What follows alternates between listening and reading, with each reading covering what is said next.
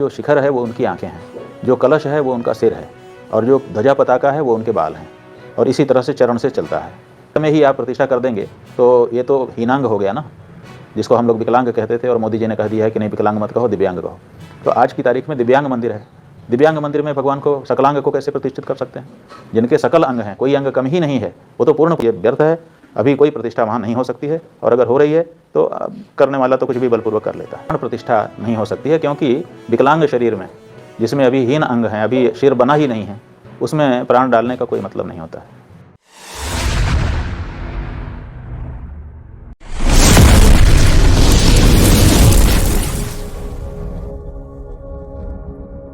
इस समय पूरा देश राममय है। रामलला प्राण प्रतिष्ठा के समय उत्तराखंड ज्योतिष पीठ के शंकराचार्य अविमुक्तेश्वरानंद ने दावा किया है कि शास्त्रों के खिलाफ हो रही गलत प्राण प्रतिष्ठा बिना सिर और आंखों की मूर्ति शरीर में की जा रही है। उन्होंने पहले से ही अधूरे और निर्माणाधीन मंदिर में प्राण प्रतिष्ठा के खिलाफ अपनी आपत्ति जताई है। उनके बारे में सब कुछ जान लीजिए। रामलला के प्राण प्रतिष्ठा को लेकर के हिंदू समाज में जहां एक तरफ खुशी की लहर है, तो वहीं संत समाज के एक धड़े की तरफ से आपत्ति भी सामने आई है। इस पर आपत्ति जताने वाले उत्तराखंड ज्योतिष पीठ के शंकराचार्य अविमुक्तेश्वरानंद जी हैं। उन्होंने अधूरा निर्माणाधीन मंदिर में प्राण प्रतिष्ठा किए जाने पर ऐतराज जताया है। उन्होंने शास्त्रों को हवाला देते हुए कहा है कि बिना सिर या आंखों की मूर्ति शरीर में प्राण प्रतिष्ठा को गलत करार दिया है। यह स्वामी अविमुक्तेश्वरानंद हैं कौन, आइए देखते हैं। स्वामी अविमुक्तेश्वरानंद ने अयोध्या राम मंदिर में प्राण प्रतिष्ठा के समय को लेकर सवाल उठाया है। दरअसल सितंबर 2022 में शंकराचार्य स्वामी स्वरूपानंद सरस्वती के निधन के बाद समाधि से पहले उत्तराधिकारियों का चयन कर लिया गया था। स्वामी अविमुक्तेश्वरानंद को ज्योतिष पीठ बद्रीनाथ का प्रमुख बनाया गया। उन्होंने दावा किया कि चारों शंकराचार्यों की प्राण प्रतिष्ठा का निमंत्रण नहीं आया है, इसलिए वे कार्यक्रम में सम्मिलित नहीं हो रहे हैं। हालांकि स्वामी वासुदेवानंद सरस्वती ने कहा कि अविमुक्तेश्वरानंद किसी भी सूरत में ज्योतिष पीठ का शंकराचार्य नहीं है, और ना ही यह ब्राह्मण है, तो इसको संन्यास का कोई अधिकार नहीं है। उन्होंने कहा कि सुप्रीम कोर्ट की तरफ से रोक लगने के बाद अविमुक्तेश्वरानंद ने पट्टाभिषेक करवाया और अपने आप को शंकराचार्य लिख रहे हैं, जो कि सरासर गलत है। इन पर कोर्ट की अवमानना का मुकदमा चलना चाहिए। प्रतापगढ़ के ब्राह्मणपुर गांव में 15 अगस्त 1969 को जन्मे स्वामी अविमुक्तेश्वरानंद का नाम उमाशंकर पांडे था। कक्षा 6 तक की पढ़ाई गांव में ही करने के बाद उन्हें आगे की पढ़ाई के लिए बाहर भेज दिया गया।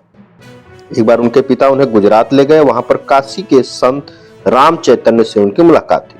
उन्होंने बेटे को वहीं पर छोड़ दिया। तब से वहीं पर रहकर उमाशंकर पूजा पाठ और पढ़ाई में रम गए।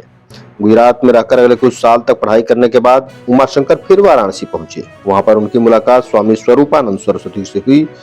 इसके बाद उन्होंने संपूर्ण संस्कृत विश्वविद्यालय से अपना अध्ययन किया। साल 2000 में उन्होंने स्वामी स्वरूपानंद सरस्वती से दीक्षा ली और उसके बाद उनके शिष्य बन गए। इसके बाद उमाशंकर पांडे से वह दंडी स्वामी अविमुक्तेश्वरानंद बन गए। स्वामी अविमुक्तेश्वरानंद सरस्वती ने 4 जून 2022 को ज्ञानवापी परिसर में पूजा का ऐलान किया था। पुलिस प्रशासन की तरफ से रोके जाने के बाद 108 घंटे तक अनशन पर बैठे रहे। उसके बाद जगत गुरु शंकराचार्य स्वामी स्वरूपानंद सरस्वती के कहने पर उन्होंने अनशन को समाप्त कर लिया।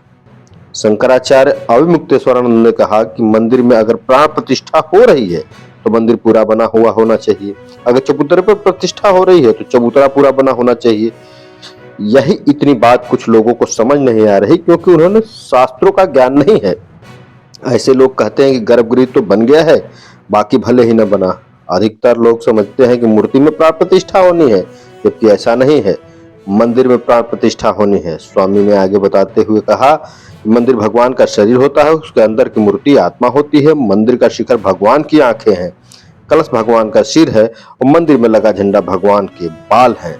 बिना सिर या आंखों के शरीर में प्राण प्रतिष्ठा करना सही नहीं है। यह हमारे शास्त्रों के खिलाफ है।